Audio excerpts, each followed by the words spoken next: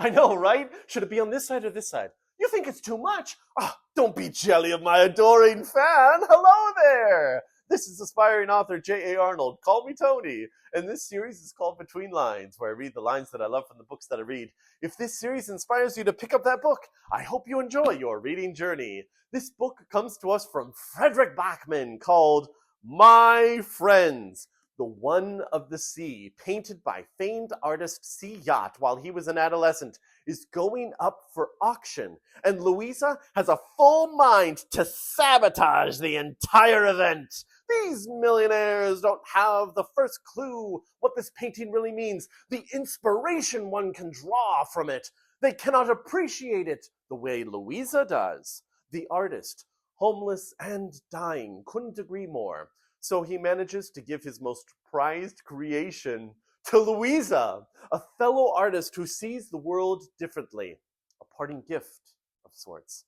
Only she feels just as undeserving of the work as the art snobs who try to buy it outright. What is a listless, anxious teenager to do? Maybe Ted, the artist's childhood friend and confidant, can help.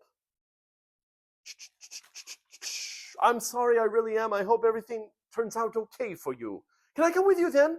Where you're going? Louise asks so suddenly that in all honesty it probably surprises her as much as it does him.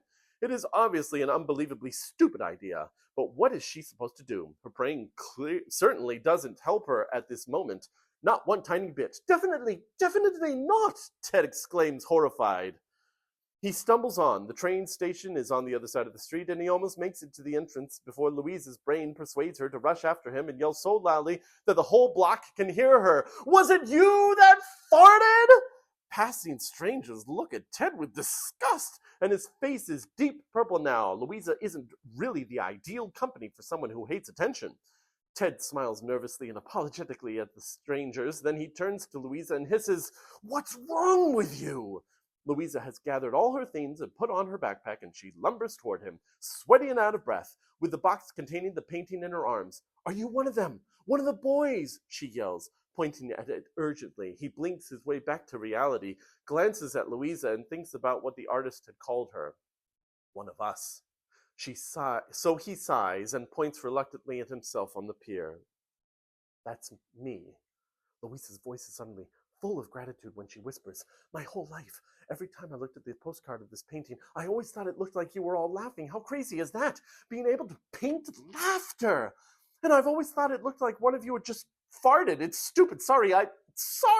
There's something wrong with my brain. I always babble when I get nervous. Ted is breathing faster now. His chest is rising and falling, his cheeks twitching. Louisa thinks it looks like he doesn't know how to cry, like he has only read about tears in a manual and misunderstood the point. Then Ted points at one of the boys in the painting and says slowly, "That's Yoar. He was the one who farted. He had incredible farts. It was like he was completely made out of eggs." Then Louisa laughs so loudly that it echoes across the whole train station, and then Ted almost laughs too. It's certainly the closest he's gotten since the artist fell asleep beside him for the last time. "I'm sorry the police came and got your friend, and I'm sorry that was one of the last things that happened to him," Louisa manages to say, and clumsily starts to shove the painting back in the box. Ted smiles sadly. "Don't be. I haven't seen him so excited in years.